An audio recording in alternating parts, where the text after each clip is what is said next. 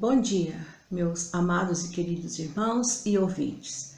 Mais uma vez, nós estamos reunidos nesse domingo para estudarmos a Palavra de Deus e que Deus possa estar abençoando a vida de vocês todos, que vocês possam estar bem juntamente com suas famílias. E vamos novamente estudar, ouvir a Palavra de Deus. Isso é muito importante para nós. Vamos orar antes?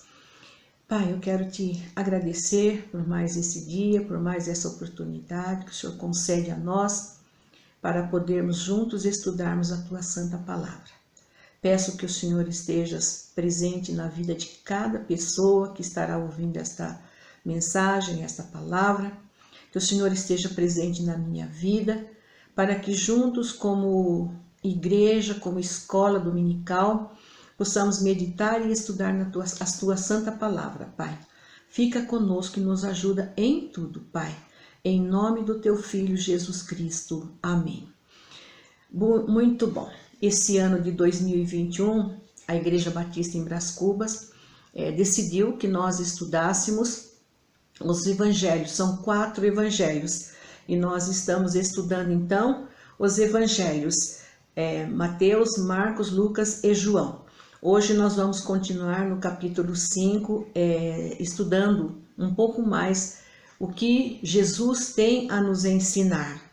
Nós, no domingo passado, nós vimos no capítulo 5, de 1 a 6, sobre as 5 primeiras bem-aventuranças, que são os humildes de espírito, humildes ou pobres de espírito, dependendo da tradução, os que choram, os mansos, os que têm fome da justiça e o que tem sede da justiça.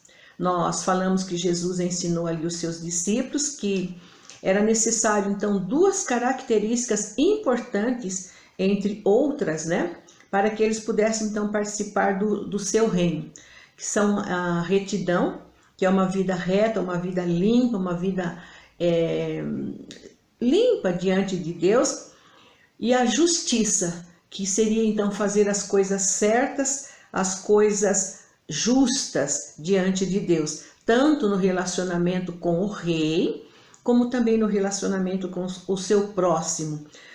Nós vimos também que estas 2 características são muito importantes, então, retidão e justiça. Na segunda, hoje nós vamos então continuar estudando, dos versículos 7 em diante. E é importante nós notarmos que em Mateus 7, 12, está escrito que tudo que vós quereis que os homens vos façam, façam vocês também, ou faça você em primeiro lugar, o que você quer que o seu próximo faça por você.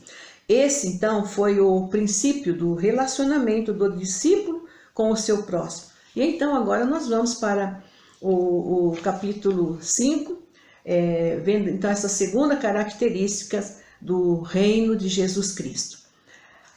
A segunda característica, então, é a retidão e justiça no relacionamento do discípulo com o seu próximo. Na primeira, nós vimos do relacionamento do discípulo com o seu mestre. Aqui nós veremos, então, essas 5 últimas bem-aventuranças, que vai tratar desse relacionamento com o próximo. Todos nós precisamos uns dos outros. O homem jamais ele consegue viver sozinho aqui na terra. Então, Jesus ensina aos seus discípulos que eles precisavam aprender também a se relacionar ali uns com os outros para serem então participantes do seu reino, participantes do reino do céu. Assim, o primeiro princípio está em Mateus 5, versículo 7. Bem-aventurados os misericordiosos, porque eles alcançarão misericórdia. Mas o que é ser misericordioso? É ter simpatia pela miséria do próximo. É ser cheio de compaixão, é sentir dó por aqueles que sofrem a miséria, seja ela uma miséria emocional, espiritual, miséria física, seja qual for a miséria. É nós termos simpatia, termos dó, estarmos ali juntos para apoiarmos. Os misericordiosos sofrem com a miséria espiritual, principalmente do seu próximo. E aquele que é misericordioso, ele deseja que a graça de Deus por meio de Cristo alcance esses que sofrem. Deus requer de cada cristão que o cristão exerça misericórdia e compaixão para com os aflitos e amargurados pelo pecado, como está escrito lá em Mateus 9:13, Mateus 23:23, Romanos 9:15 e outros textos bíblicos que nós encontramos. No segundo princípio, Mateus 5:8, está escrito: bem-aventurados os limpos de coração, porque eles verão a Deus. Uma pessoa com um coração limpo, os seus motivos são puros, os seus pensamentos são santos, a sua consciência é limpa. Ela tem um coração sincero para com o Pai, para com o seu Criador e para com o seu próximo. Nós vamos encontrar isso em Salmos 15, Salmos 24, Salmos 51 e outros textos bíblicos. Essa pessoa, ela é liberta do poder do pecado, o misericordioso, em sua vida mediante a graça de Jesus. Por isso, ela glorifica a Deus. Sua atitude vai refletir a sua atitude interior vai refletir na sua atitude exterior. A sua mente, a sua vontade, as suas emoções, elas estarão sempre em harmonia com Deus. Mateus 22:37, 1 Timóteo 1:5, Hebreus 1:9. Nós encontramos isso em outros textos bíblicos também. O resultado de quem tem o coração limpo é que ele verá a Deus. É uma promessa de Deus aqui na sua palavra. E aquele que vê a Deus por meio da comunhão, na palavra de Deus e no Espírito, pois o Espírito habita nele. Hoje nós vemos Deus através destas coisas, na pessoa também de Jesus Cristo, seu Filho, que é a perfeita revelação de Deus para nós. No futuro nós veremos Cristo, quando Cristo voltar, nós então veremos o nosso Pai face a face, nós estaremos junto do Pai, estaremos com Ele por toda a eternidade. O terceiro princípio está em Mateus 5, versículo 9. Bem-aventurados os pacificadores, porque eles serão chamados filhos de Deus. Quem são ou o que é ser pacificador? Pacificador são aqueles que ativamente trabalham para promoverem a paz. São aqueles que reconhecem que já foram reconciliados com Deus por meio de Cristo, 2 Coríntios 5:18, e por Cristo foram justificados, Romanos 5:1. E agora tem paz com Deus, e essa paz que excede todo entendimento. Jesus é o príncipe da paz, ele é a nossa paz e ele habita em nós. Então, nós temos paz em nós. E o nosso desejo interior é viver em paz com todos os homens. Seja no nosso lar, seja na igreja, seja no trabalho, na escola, nós procuramos viver em paz com todos os homens. Nós procuramos promover a paz neste mundo que vive sem paz, neste mundo que está sem esperança, principalmente nesse tempo em que nós vivemos. E nós tendo paz, nós vamos ajudar a libertar esse mundo dos pecados e dos problemas que eles vivem. Nós seremos então instrumentos de Deus para promover a paz no mundo. O quarto princípio está em Mateus 5:10. Bem-aventurados os que são perseguidos por causa da justiça, porque deles é o reino dos céus. Vejamos bem, não é por causa de um ato impensado que nós fizemos e que deu errado, e por uma atitude errada que nós tomamos, as pessoas então nós podemos ser perseguidos, somos perseguidos, mas é perseguidos por causa da justiça. Essa perseguição então aqui, ela é uma perseguição diferente. Justiça aqui é fazer as coisas certas, é fazer o que é correto, é ter uma vida íntegra, como nós sempre estamos falando. Dentro do lar cristão ou na igreja, talvez seja fácil para nós vivermos como cristãos, nós fazemos certas coisas, fazemos tudo certinho, mas muitas vezes na escola, no nosso trabalho, principalmente, eu vejo assim, às vezes as pessoas que trabalham por conta própria, muitas delas têm uma certa dificuldade, então, de praticar a justiça, viver a justiça realmente. Em tudo nós precisamos praticar a justiça. As pessoas, elas odeiam uma vida justa. Elas preferem viver o padrão que o mundo oferece, o padrão de vida estabelecido pelo mundo, do que viver os padrões estabelecidos por Deus. Nós cristãos devemos ser diferentes.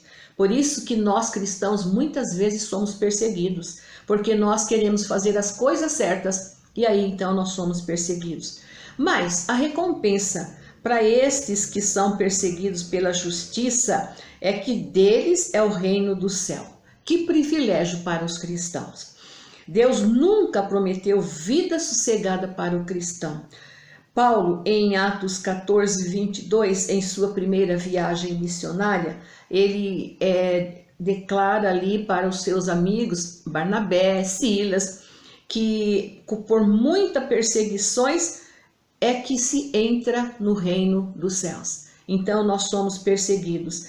Nós vivemos aqui neste mundo de lutas e tribulações, como Jesus disse. Jesus disse que felizes são os que são perseguidos, porque deles é o reino dos céus. O quinto princípio está em Mateus 5, 11 e 12, que diz assim: bem-aventurados sois vós, quando vos injuriarem e perseguirem e mentindo disserem todo o mal contra vós por minha causa. Agora por causa de Jesus. Alegrai-vos e exultai, porque é grande o vosso galardão nos céus, porque assim perseguiram aos profetas que foram antes de vós. Aparentemente, esses dois versículos, o 11 e 12, eles parecem com o 10 que nós lemos, que bem-aventurados são os perseguidos por causa da justiça. Mas esses três versículos, eles não são iguais, são apenas parecidos. No versículo 10 é por causa da justiça, ou seja, uma vida íntegra, uma vida completa em toda e qualquer circunstância. Aqui nos versículos 11 e 12, a perseguição é por causa de Jesus. Como nós sempre temos falado, os cristãos verdadeiros sempre foram perseguidos, rejeitados pelo mundo, pela família e até mesmo muitas vezes pela membresia da igreja, pois Deus nunca prometeu uma vida cristã tranquila aqui na terra. Jesus mesmo disse lá em Mateus 10, 34 a 42, que ele não veio trazer paz na terra, mas ele veio trazer espada, até mesmo no seio da família. A espada são as lutas, as perseguições que nós passamos. Espada dá-nos a ideia de luta. E não é só agora em nosso tempo, pois no verso 12 nós lemos que os profetas também que viveram antes de nós, eles também foram perseguidos. E Jesus sabia disso e por isso que então ele fala para nós nos unirmos a ele. E quando nós nos unimos a Jesus, então nós somos perseguidos. Jesus disse que era um grande privilégio ser perseguido por causa do seu nome, porque eles seriam perseguidos aqui, mas poderiam se alegrar, se exultar, porque a recompensa, o galardão, seria grande e estão reservados no céu para aqueles que vencerem. Então, vale a pena nós, diante das tribulações, das perseguições, continuarmos confiando em Jesus e buscando a Jesus. Assim, nessas 10 bem-aventuranças que Jesus apresenta aos seus discípulos e a nós, é um retrato ideal para o cidadão do reino dos céus, do reino que Jesus veio implantar aqui sobre a face da terra. Vimos que as 5 primeiras bem-aventuranças nós estudamos sobre o relacionamento vertical, o homem com Deus. E estas 5 últimas bem-aventuranças tratam do relacionamento entre a comunidade cristã, do discípulo para com o seu próximo. Agora nós vamos para Mateus 5, de 13 a 16. Nesses versos, Jesus continua ensinando aos seus discípulos como viver nesse reino. No versículo 13, por exemplo, nós lemos: vós sois o sal da terra. Todos nós conhecemos e sabemos qual a finalidade do sal, por que e para que ele é utilizado. Então, por que Jesus faz esta declaração aos seus discípulos que eles eram o sal da terra? Porque Jesus compara o ser humano como o sal da terra. Quando nós lemos a palavra terra, pensamos numa ideia assim mais ampla, não só no mundo dos homens, na terra dos homens, mas em todas as áreas. Por exemplo, a Bíblia nos ensina que nós devemos de cuidar de toda a criação de Deus. Isso desde o princípio, lá em Gênesis 1, 28 a 30, Deus ordenou ao homem para que ele cuidasse das ervas, cuidasse da água, cuidasse dos peixes, enfim, que ele dominasse sobre a face da terra. O sal, com o sal, os discípulos eles deveriam temperar o mundo, eles deveriam cuidar da terra, deste mundo que Deus criou, impedindo o aumento, o desenvolvimento da corrupção do mundo, da injustiça, da infidelidade, realçando o sabor da graça maravilhosa de Jesus Cristo, que veio como Rei, como Messias para ser o Salvador do mundo. Ele veio trazer a paz ao mundo, ele veio restaurar o mundo que estava sem sabor, sem vida, pela sua graça maravilhosa. Eles, então, os discípulos, deveriam ser os conservantes de uma sociedade justa e pura, como Jesus os havia instruído, que eles deveriam de viver assim, com o coração limpo, sendo mansos, sendo, então, procurando exercer esta misericórdia, exercer todas aquelas bem-aventuranças que Jesus havia ensinado para ele, para que vidas fossem restauradas, vidas fossem então conservadas pelo poder da graça de Jesus Cristo. Porém, se eles não procedessem assim, eles seriam humilhados, seriam como cascalho no caminho e pisado pelos homens, pisado pelo mundo. Faltaria neles uma vida de poder, uma vida sem testemunho, e o mundo se deleitaria com as falhas deles, pois não iriam prestar mais para nada. Então os discípulos, eles precisavam sim ser o sal da terra. A seguir, no versículo 14, nós lemos: vós sois a luz do mundo. Jesus aqui compara os discípulos como uma cidade edificada sobre um monte. Essa cidade estava acima de todos e de tudo, numa altura e posição privilegiada e adequada para brilhar. Então, nós podemos pensar, quando nós estamos lá no mundo, nós estamos numa posição lá embaixo. Quando nós recebemos Jesus, nós somos transportados para uma posição alta, uma posição gloriosa. Nós somos transportados do reino das trevas para o reino da luz. E aí então, nós estamos numa posição elevada para ser luz neste mundo, para iluminar, para brilhar ao mundo em que nós vivemos. Da mesma forma, então, no versículo 15, Jesus ele diz que você não pode acender uma luz e colocar algo em cima dessa luz para esconder o seu brilho. Essa luz, ela precisa brilhar, ela precisa dar claridade. Então, por que acender uma luz? Por que edificar uma cidade num monte, se ela não tiver a função, se ela foi feita lá, foi colocada lá, e se ela foi acesa para a função de brilhar, por que então ela não brilhar?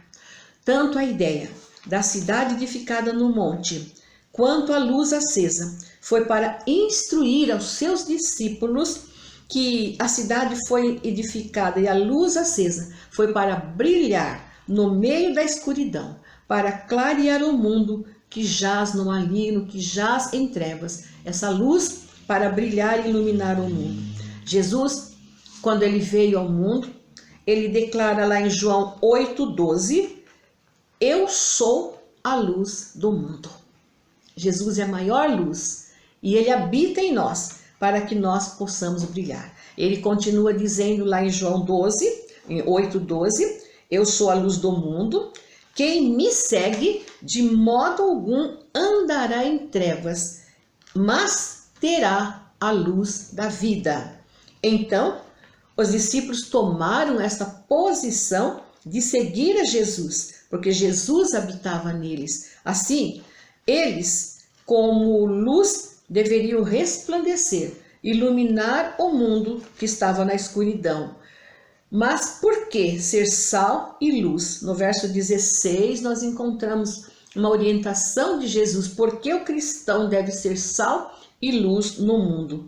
Para que o mundo veja a vossa boa obra e glorifique ao Pai que estás nos céus. Os discípulos, de certa forma, precisavam pregar o Evangelho. Eles precisavam viver o Evangelho pelas suas próprias vidas reta de justiça. Eles seriam, então, a pregação do Evangelho. As suas obras glorifiquem ao vosso Pai que estás nos céus. A vida deles deveria falar mais alto do que qualquer coisa. E assim deve ser a nossa vida hoje, como discípulos do Senhor Jesus. Sal e luz neste mundo. Não, nós não somos diferentes daqueles discípulos. Eles tinham dificuldades como nós temos? Sim. E às vezes dão um testemunho de viver, mas era necessário que eles assim procedessem, vivendo como sal e como luz no mundo. Nós vamos chegar lá em Mateus 5,37, mas eu já quero pensar nesse momento que nós estamos vendo como pregação a nossa própria vida. Como nós devemos viver então? Quando lá Mateus 5,37 está escrito que quando Jesus ele estava orientando aos discípulos com a maneira deles falarem, deles procederem. Quando você falar sim, por exemplo, você deve cumprir esta palavra. Vendo um exemplo assim bem atual para nós. Muitas vezes nós combinamos um horário com o nosso próximo. Por exemplo, nós combinamos que nós vamos estar com o nosso próximo às 15 horas. E então nós chegamos 15h20, 15h30, 15h01. Nós deixamos que aquele nosso sim, o nosso compromisso fosse fracassado, ele não foi cumprido. E como cristãos, nós devemos cumprir. Se o nosso sim foi às 15 horas, nós deveríamos chegar às 15 horas, ou talvez até um pouquinho antes. E assim, quantas outras coisas que nós, como cristãos, no mundo em que nós vivemos, nós deixamos de cumprir, deixamos de ser luz, deixamos de ser sal na terra. O mundo está de olho em nós. O mundo, ele não quer saber se nós somente falamos, ele quer ver a nossa vida, como nós estamos vivendo. Que o nosso tempo hoje, que somos discípulos de Jesus Cristo, nós possamos então viver como sal e como luz do mundo. Agora nós vamos para o capítulo 5, de 17 a 48. Só quero estar lembrando aos irmãos a expressão que Mateus sempre usa aqui, nós vamos ver bastante aqui em Mateus e também nos outros evangelhos. Ele fala sobre o reino dos céus. Então nós já estudamos, mas eu quero lembrar mais uma vez que esta expressão reino dos céus, ela tem dois aspectos. O primeiro dele é um aspecto amplo, onde estão incluídas todas as pessoas, todas as coisas que estão debaixo do domínio do poderoso Deus, debaixo do seu reino. O segundo aspecto é o mais restrito, onde estão incluídas somente aqueles que genuinamente receberam Jesus Cristo como Senhor e Salvador, que estão debaixo do domínio de Deus, que entregaram suas vidas para que sejam dominadas por Deus. Aqueles que fizeram esse compromisso, então, tem Jesus como seu Rei, como Salvador. Em Mateus, nesses 5 capítulos que nós estamos verificando, esse é o ensino que Jesus tem trazido para nós. Agora, em Mateus 5, de 17 a 20, nós vamos encontrar Jesus e a lei. Jesus estava ensinando então aos 4 primeiros discípulos sobre diversos assuntos. E aqui, nesse capítulo, nós vamos ver então sobre a lei. Os discípulos eram judeus e conheciam as leis judaicas. E então Jesus começa dizendo: não vim destruir a lei, mas eu vim cumprir a lei. Ele afirma que a lei de Moisés, a lei dos profetas, elas tinham que ser cumpridas. E ele sustenta a legalidade da lei de Moisés, a lei dos profetas. Nada nas escrituras, por menor que seja, vai ficar sem ser cumprido. Tudo vai se cumprir. E Jesus, então, aqui nesses versículos, ele dá um exemplo, que ele diz que nada passará, até mesmo um i. O i era a menor letra do alfabeto hebraico, e também o til, que é um pequeno sinal, menor sinal ali no alfabeto hebraico. Tudo, por menor que seja, tudo vai se cumprir. E os discípulos deveriam ensinar aos homens, mesmo que fosse um pequeno mandamento, mas eles deveriam ensinar como aquele mandamento então funciona. Mas se eles não ensinassem tudo com exatidão, se eles ensinassem tudo com exatidão, então eles seriam grandes no céu. A responsabilidade dos primeiros discípulos foi muito grande, pois precisavam cumprir à risca o que Jesus estava ensinando a eles. Jesus encerra essa parte aqui da lei, dizendo aos discípulos que a justiça deles deveria exceder a dos escribas e fariseus, ou seja, o viver deles no dia a dia deveria ser correto em tudo, tendo uma vida íntegra, e eles deveriam estar então acima dos fariseus, porque eles eram participantes do reino dos céus. Nós vamos encerrar aqui. No próximo domingo nós continuaremos. Que Deus abençoe vocês e um bom domingo a todos.